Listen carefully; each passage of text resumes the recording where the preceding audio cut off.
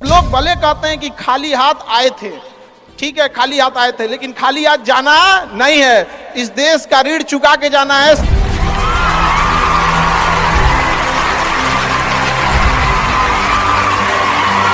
हमेशा याद रखिएगा, अकल बादाम खाने से नहीं ठोकर खाने से आती है। हमने इतिहास से यह सीखा है कि इतिहास से कोई कुछ नहीं सीखता।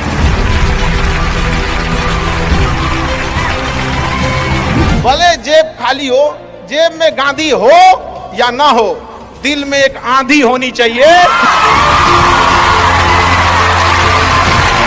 जो बोले हैं, जो ठाने हैं, वो कर लेंगे यहाँ पर, और नहीं कर सकते हैं तो दुर्भाग्य है इस भारत की धरती पर जन्म लिया हुआ।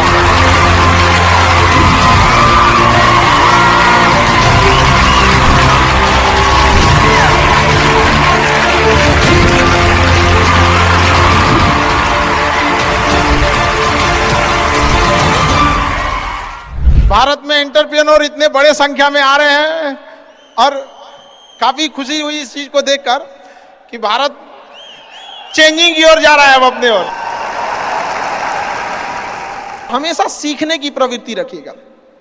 और आज के टाइम पे बाप रे, एक बहुत बड़ी समस्या ना कि दूसरे से प्रति जलन जरतुआही समझते हैं हम लोग। बिहार का ठेठ भाषा है, पता नहीं आप लोग समझते हैं कि नहीं समझ।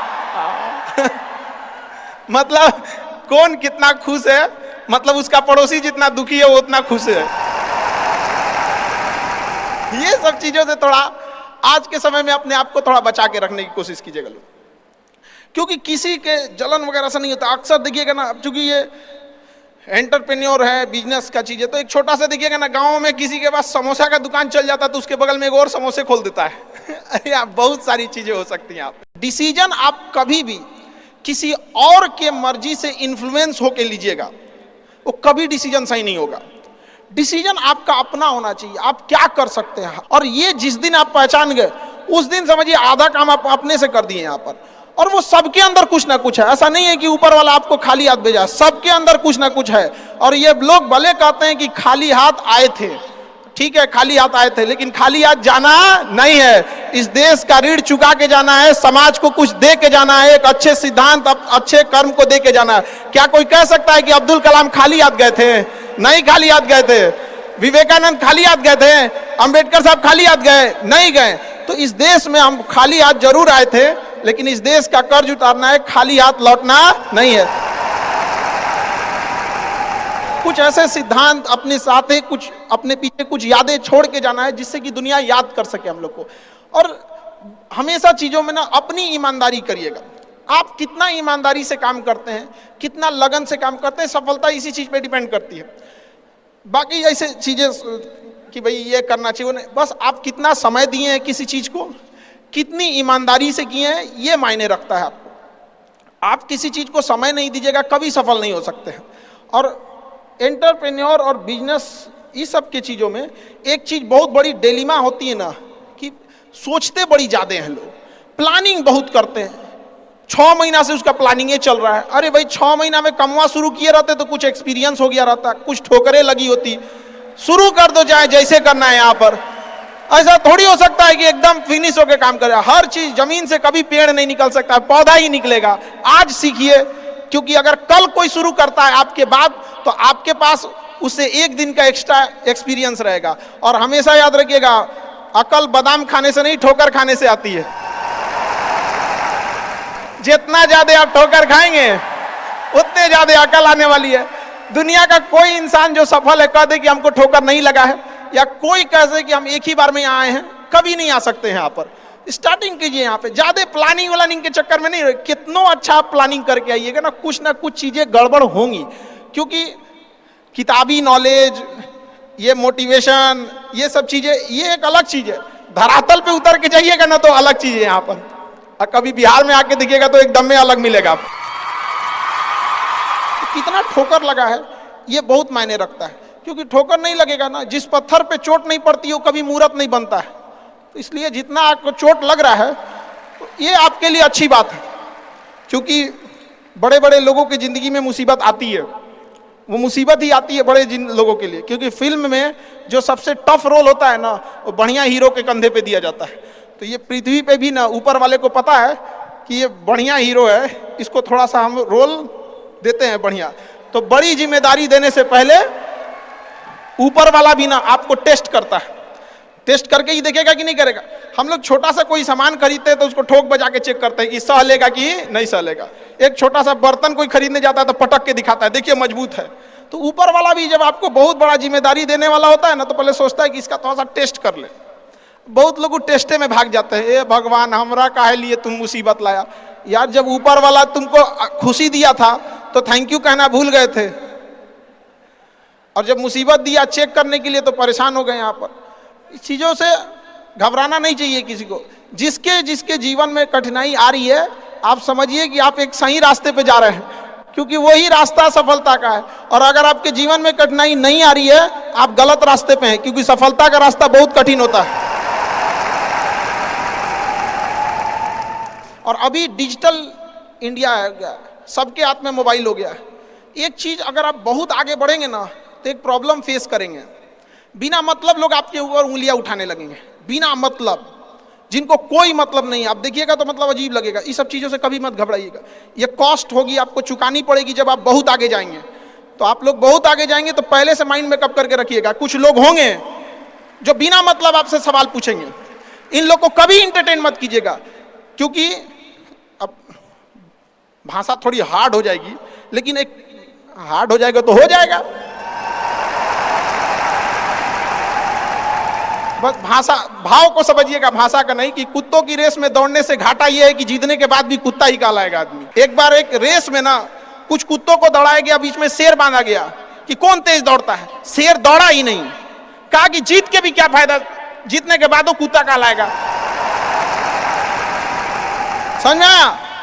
तो जब आप आगे बढ़ेंगे ना, तो ये कॉस्ट है, समझिएगा इस चीज को। पहले ये कम था, क्योंकि पहले लोगों के पास में हाथ मोबाइल वोबाइल कुछ नहीं था, मतलब कानाफूसी में रह जाता था। लेकिन अब ये बहुत बड़े पैमाने पे हो गया। तो ये सब चीज़ों से बचिएगा, और ये आएगा आपके साथ में लाइफ में ये चीज़ें। जैसे हम आपको छोटा सा मतलब व्यवहारिक चीज पे बताते हैं। जब बहुत आगे जाएंगे ना, तो कुछ कहेंगे अरे इसका प्रोडक्ट खराब है, इसका ये मतलब कुछ ना कुछ बोलेंगे। उसको बस ऐसे समझिएगा कि जब आप बढ़ते हैं तो आपके चेहरे पे कभी कभी कुछ दाने निकल जाते हैं, उसको छेड़ा नहीं जाता है। 10 दिन 15 दिन बाद वो खत्म हो जाता है, फिर दिखता तो है तो आपका चेहरा ही दिखता है। और ज्यादा खखोरेंगे ना तो उधर के बर्बाद कर देगा आपको। हम निकला है छोड़ दीजिएगा उसको। एक समय आएगा जब आप ही जाने जाएंगे। यहाँ लोग किस चीज पे नहीं उंगलियां उठा देते हैं, भगवान को उंगलियां उठा दिए लोग। अग्नि परीक्षा भगवान को देना पड़ा, हम लोग की क्या औकात है जी यहाँ पर। इसलिए भैया इस सब चक्कर में नहीं पड़िएगा आप। जो है वो एकदम परफेक्ट है, चाहे जैसे भी हो। गलतियां सबसे होंगी, जो गलती करिएगा उसको एक्सेप्ट कर लीजिएगा। हाँ हमारे पास ऐसे गलती हो गई, नेक्स्ट टाइम से हम सुधारेंगे, बट कोशिश कीजिएगा गलतियां ना हो। लेकिन सबके जवाब देने की कोशिश मत कीजिएगा। आप इंसान है, कोई डिटर्जेंट नहीं है कि सफाई करते चलते हैं आप। और काबिल इतना बनिए ना कि लोग आपको रोकने के लिए ना साजिश करना पड़े, कोशिश नहीं। उस लेवल पे जाइए। आपको यार ये कैसे आगे निकल गए, यहाँ पर आएंगी चीजों को हम लोग भी फेस किए हैं, आप लोग भी फेस करना होंगे। यहाँ पे शुरुआत में सबको कॉस्ट चुकानी पड़ती है। और ना लोग कहते हैं कि सबके अंदर कोई यूनिक क्वालिटी होती है, इसको पहचानने का एक तरीका होता है। जब आप मुसीबत में फंसेंगे ना, तो वही काम कीजिएगा जो आपको सबसे अच्छा आता है, सबसे अच्छा आता है। आप मुसीबत में फंसेंगे। हम लोग जब इंटर पास किए थे तो हम लोग के सामने भी फाइनेंशियल क्राइसिस आया था। सबसे पहले वेल्डिंग मारना चालू किया था आदमी की, बिना किसी काम का किसी दुकान पे बैठ के वेल्डिंग मारते रहो। अरे सही भी मारते थे तो 4 गो चीज सुना देता था, यार ऐसे नहीं ऐसे होता है, क्या बात करते हैं, बढ़िया मारते थे। और वही सुन लेता था आदमी यहाँ पे। फिर धीरे धीरे किसी को पढ़ाना धीरे धीरे चालू किया आदमी। कुछ दोस्तों ने कहा कि भाई तुम पढ़ाओ, ठीक पढ़ाता है, तो आदमी उधर चला है। आप तो आपको भी पता है कि आप किस चीज में अच्छे हैं। तो धीरे धीरे अपने आप के अंदर वो पहचानिए, उसको सुधारने की कोशिश कीजिए, और इधर उधर ज्यादा ध्यान नहीं दीजिए। मुसीबत आए तो अपने आप को एक बार थपथपाइएगा कि हाँ आप उस एलीट क्लास में हैं जिसके सामने मुसीबत आई है। और एक समय आएगा कि जब आप इस मुसीबत को पार कर जाएंगे, और एक समय आएगा कि जब यहाँ आके आप अभी अपनी संघर्ष की कहानी बताएंगे कि हम भी ऐसा थे। और हम आप सबसे यही उम्मीद करते हैं भगवान से भी हाथ जोड़ के यही दुआ मांगते हैं कि जितने लोग हैं देश के, सबको एक दिन अपनी कहानी सुनानी पड़े, क्योंकि यह देश वीरों की धरती है, वीरांगनाओं की धरती है। यहाँ पर हर बच्चा यहाँ का फौलाद है अपने आप में यहाँ पर। तो ये वक्त है अब ऋण चुकाने का।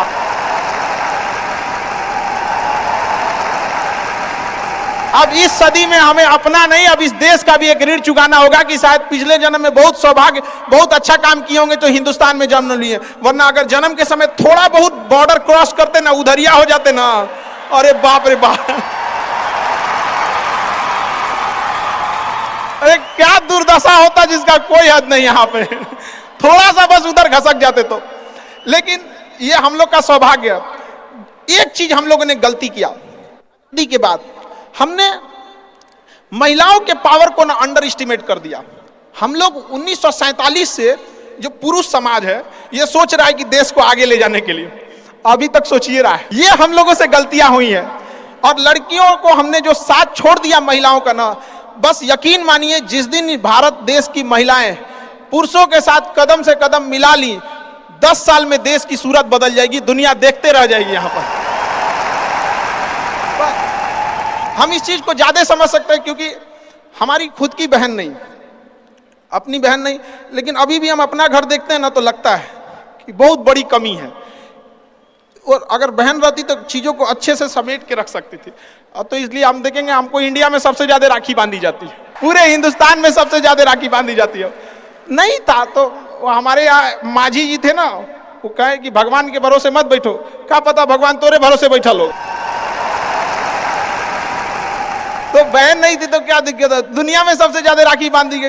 अब मतलब आप सोचते हैं कि अगली बार, अभी इस बार 7,500 राखी बांधी गई थी, 7,500। हर साल रक्षाबंधन के बाद, पहले ही रक्षाबंधन से पहले हमको एक डॉक्टर अपॉइंट करके रखना पड़ता है कि सर मेरा ना ब्लड रुक जाएगा, इतना राखी बांधी जाती है। तो आप एकदम ना स्टैंड बाई पे रेडी रहिएगा वहां पे।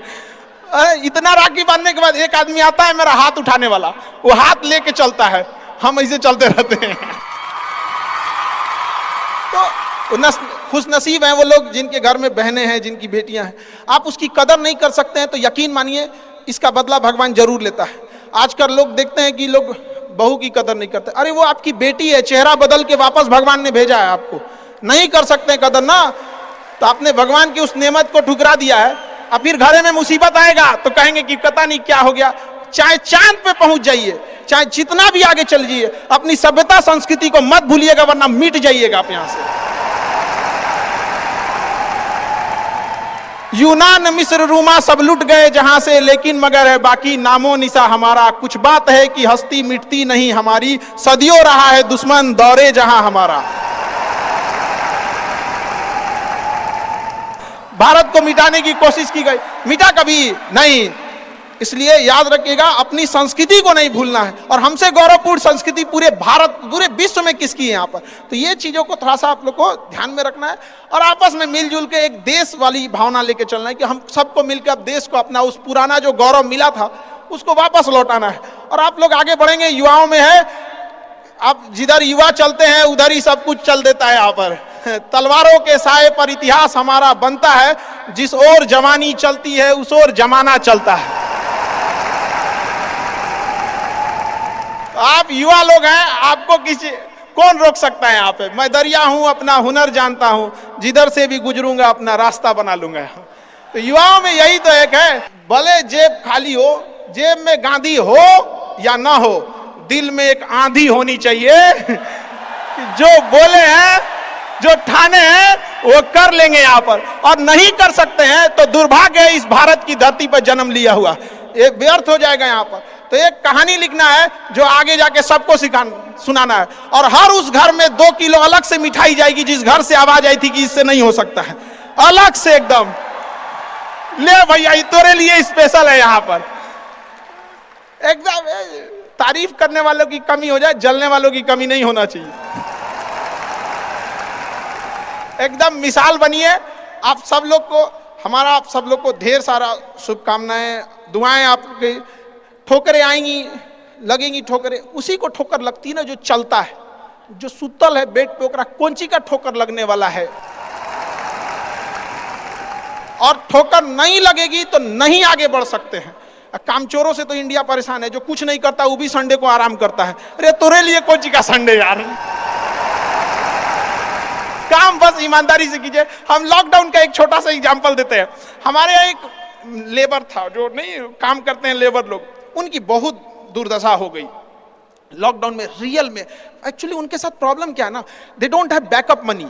वो डेली कमाने वाले हैं, डेली खाने वाले हैं। उनका अगर 10 दिन का दिहाड़ी बंद हो गया ना तो उनके लिए बहुत दिक्कत आ जाती है। और लॉकडाउन में बेचारों के साथ क्या हो गया, अब इतनी पॉपुलेशन है, गवर्नमेंट भी कितना को देख सकती है, एक लिमिटेशन है वहां पर, तो उसके साथ बहुत दिक्कत आ गया। तो हमसे बेचारे, हम भी लॉकडाउन में खाली बैठे थे, तो हमसे बोले कि देखिए एक तो काम नहीं मिलता है, मिलता है तो हम लोग को महीना में 20 दिन मिलेगा, 22 दिन मिलेगा, हम लोग के पास बैकअप नहीं होता है। तो उसको हमने एक छोटा सा बात बोला कि भाई देखो, एक काम बस मेरा 1 महीना करके देखना, नहीं अच्छा लगे तो छोड़ देना। काम पे जाते कितने हो, तो बताया कि 8 बजे जाते हैं। अलग अलग शहर में वो काम करने वाले मजदूर जो आते हैं, मिस्त्री, उनका टाइमिंग अलग अलग हो सकता है। हमारे यहाँ 8 बजे आते हैं लोग, और फिर दोपहर में लंच करते हैं, शाम में 4-5 बजे 5 बजे चले जाते हैं। तो कहे 8 बजे के काम में आप कितने बजे जाते हो?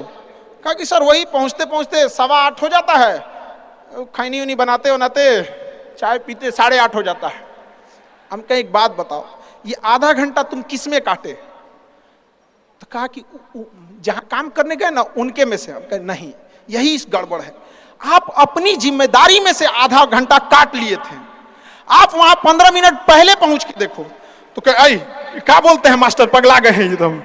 हम भाई देखे तो 1 महीना काम करके देखो, बस तुम वहां 15 मिनट पहले पहुंच के देखो। वो इंसान 15 मिनट पहले पहुंच जाता था, 5 मिनट पहले ही काम चालू कर देता था, बाकियों के आने से पहले। लंच पे जाते थे तो जब सब चले जाते थे 1-8 मिनट लेट से लंच जाते थे, कुछ नहीं होने वाला है। 1-8 मिनट लंच के खत्म होने से पहले ही चले आते थे। बाकी लंच खत्म हो गया 10 मिनट बाद आ रहा है, वो लंच खत्म होने से 1-8 मिनट पहले ही चले आते थे। जब सारे लोग 5 बजे चले जाते थे तो 5:05 पे जाते हैं। तो हमसे कहें कि खान सर ये आप बता रहे हैं नहीं, बहुत उटपटांग बात बता रहे हैं आप। हम भैया 1 महीना काम कर लो, हाथ जोड़ लेते हैं। आज के टाइम पे जब वो 1 महीना काम किया, 10 दिन के अंदर लोगों को हो गया यार कितना ईमानदारी से काम करता है। आज उसको फोन से लोग बोलते हैं कि भाई मिस्त्री खाली हो, फोन से बोलते हैं। और लोग क्या कहते हैं पता है, इसको काम दे देंगे ना तो टेंशन नहीं है, टेंशन नहीं है, काम वही है। आप दुनिया में कुछ भी कीजिए, बशर्ते क्या कीजिए, ईमानदारी से। और आपके यहाँ जो काम करने आ रहा है ना, प्लीज उसका भी आप लोग, मतलब जो भी आप लोग एंटरप्रेन्योर है तो आपके अंडर में भी लोग काम करेंगे, उसका भी ध्यान रखिएगा एक परिवार की तरह। ये नहीं कि उसका भी रोक राख के सैलरी रख ले 2 महीना 3 महीने का, और उसके बाद कहेंगे कि चौपट काय हो रहे हैं। ऊपर वाले की लाठी में आवाज नहीं होता, इस चीज को हमेशा याद रखिएगा। देखिए जैसे बड़ी कंपनी, याद रखिएगा, बड़ी कंपनी कस्टमर तक डायरेक्ट नहीं पहुंचती है, बीच में एक डिस्ट्रीब्यूटर रखती है, डायरेक्ट कस्टमर को सामान नहीं बेचती है। अगर किसी बिस्किट कंपनी को तो सोचिएगा बिस्किट डायरेक्ट नहीं देगी, बीच में क्या रखती है, डिस्ट्रीब्यूटर रखती है। उसी तरह ऊपर वाला भी ना सबको हाथ में डायरेक्ट पैसा नहीं देता है, बीच में एक डिस्ट्रीब्यूटर रखता है। हो सकता है आप एंटरप्रेन्योर वही डिस्ट्रीब्यूटर है, आपके माध्यम से गरीबों का चूल्हा जलता है। आप मत मारिएगा, आप प्लीज उन गरीबों का हक मत मारिएगा। नहीं तो बड़ी कंपनी को दिख जाता है कि ये डिस्ट्रीब्यूटर ठीक नहीं है तो उस डिस्ट्रीब्यूटर को चेंज कर देता है।